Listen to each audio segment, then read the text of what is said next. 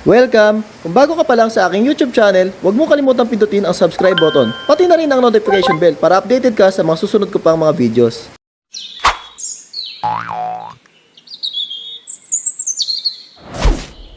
So yun guys, no, what's up? Welcome back to my YouTube channel.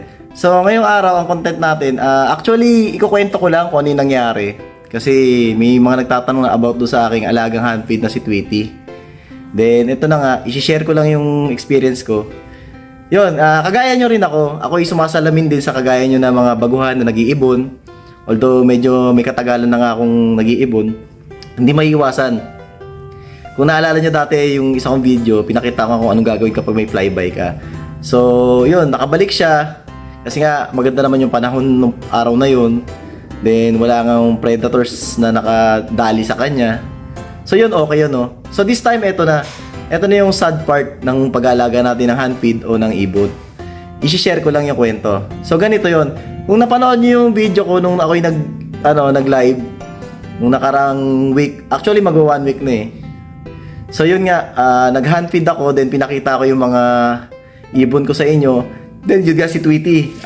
Sinama ko kasi nga, actually, hindi yung planado. Gusto niya sumama. Pero parang may premonition na kinakabahan ako nung araw na yun. Yung mga nakapanood ng live ko, alam nila yun. Yun nga, tinatawag ko siya lagi kasi baka nga may makadali sa kanya pusa. Kasi alam ko talaga may pusa rito sa mga kapitbahay. Kabilaan niya hanggang doon sa likod. Meron pa nga dyan isa yung parang si Garfield ng itsura. Naligaw na yan dati dito. Yun, medyo matapang yun. Kaya kinakabahan talaga ako nung araw na yun. Yun, ikukwento ko lang kasi nga marami nagtatanong. So, ito na. So, ito na guys yung story nung nangyari, yung kwento ko.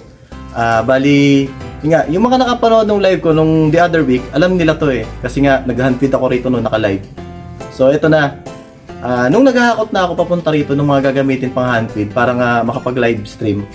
Kasi tinry ko nga yung wifi kung aabot dito.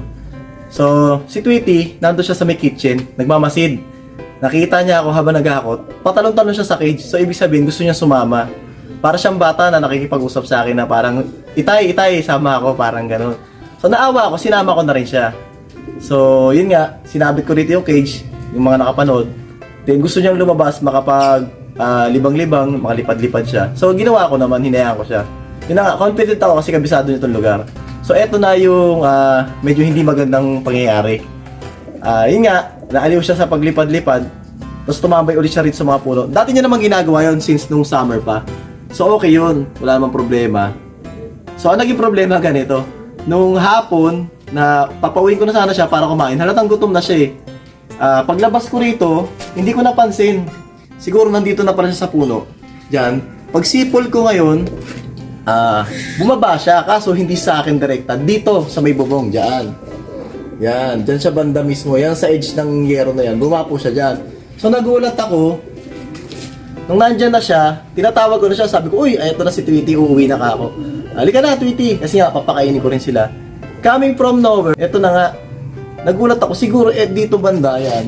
Diyan. Hindi ko kasi napansin. Yan. Hindi ko napansin na kung may pusa pala dyan. Biglang may tumalon. Doon nga sa may bubong. So, si Tweety nagulat. Lumipad ngayon, papunta rin sa kabilang puno ulit sa may nara. So, makikita niyo yung video nung paglipad nga ni Tweety ron na tinatawag ko pa rin siya. Tapos, lumipad ulit siya. Mamaya, after nitong mga sasabihin ko. Tapos, umikot pa siya sa akin 5 beses.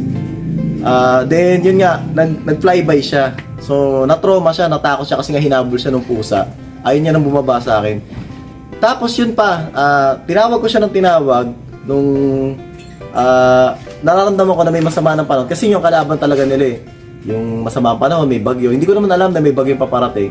Then yun nga sa predator si may pusa. Nagpakita pa siya after nung umaraw, doon sa kabilang bubong. Makikita nyo rin video after nito. So tinatawag ko siya, hindi na ulit siya lumapit sa akin, lumipad na ulit palayo. So para matinding trauma yung naranasan ni Tweety, natakot talaga siya. Kasi nga, binato ko rin yung yung pusa eh. Parang binugaw ko. So yun na, huwag tayo magagalit sa mga pusa. Nature nila yan, instinct nila yan. Huwag kayong gagawa ng anumang hindi maganda sa mga pusa. Ako naman, yung pagbato ko naman yun is pambugaw lang. So parehas kaming, talaga adrenaline rush yung nangyari. Parehas kami nataranta ni Tweety. So siya, ikot pa nga, parang nakatingin pa nga sa akin habang sinisipulan ko. Ayaw niya talagang bumaba. So natakot siya. So yun lang no. Ito na yung video nung na-experience ko na yon.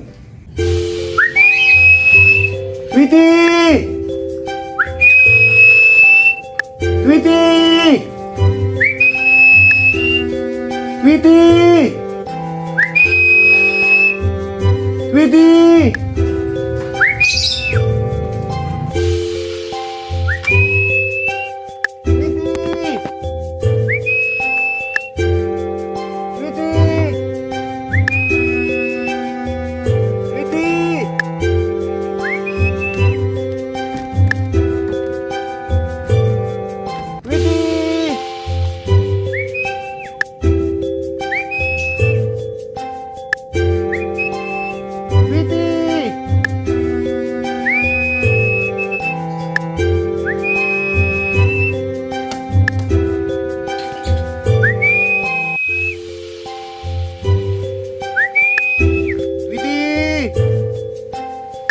Ayan guys, nako mukhang masama pa yung panahon. May bagyo yata. Ayan guys, so natuluyan na nga. May bagyo pala talaga, sabi sa balita. So palit ng palit yung chance na makita natin si Tweety ulit. Yun, iniisip ko saan kaya siya sumilong. Tweety!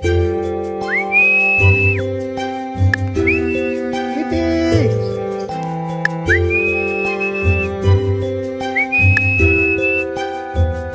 Tweety!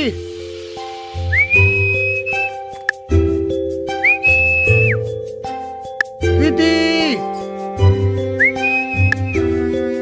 Yan guys, mukhang nagparamdam si Tweety. Yan, kinuha ko yung whistle natin para mas malakas.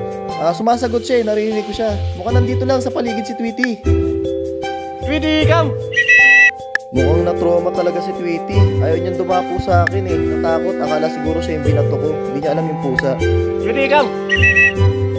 Nandito siya guys, nandito nga siya. Narinig ko siya, sumasagot siya sa whistle ko. Halika, tignan natin. Tweety! Tweety! Tweety! Ay. Tweety, come! Tweety! Tweety, come! Tweety! Tweety, come! Tweety, come! Tweety! So yun guys, no, kung napanood yung videos natin kanina, yun na yung hinahanap natin si Tweety. Talagang tsinagaan natin siya. Yun nga, sa kasawayang palad, nagkaroon nga ng bagyo, yung nag-uulan. Pero hindi tayo sumuko, 2 days, 3 days, talagang ganon. Nagpakita pa siya on the 3rd day. Yun nga, dito siya. Kaso mukhang na-trauma na talaga. So, at least alam natin na buhay si Tweety. Nandyan lang yan siguro, naglilipad-lipad. Di ko lang alam kung saan na siya kumakain o umiinom. So, may chance pa rin naman siguro. Kaso, yun nga, minsan nangyayari yan, hindi yan maiiwasan. So, walang magkukwit kapag nagkaroon ka ng flight by na ibon. Yun lang, no? Shinare ko lang din. So, hindi natin masabi kung isang araw, one time, hindi natin malaman kung weeks o months nilipas, bigla ulit siya magpakita sa atin. Basta at least, alam niya pa rin itong lugar na to.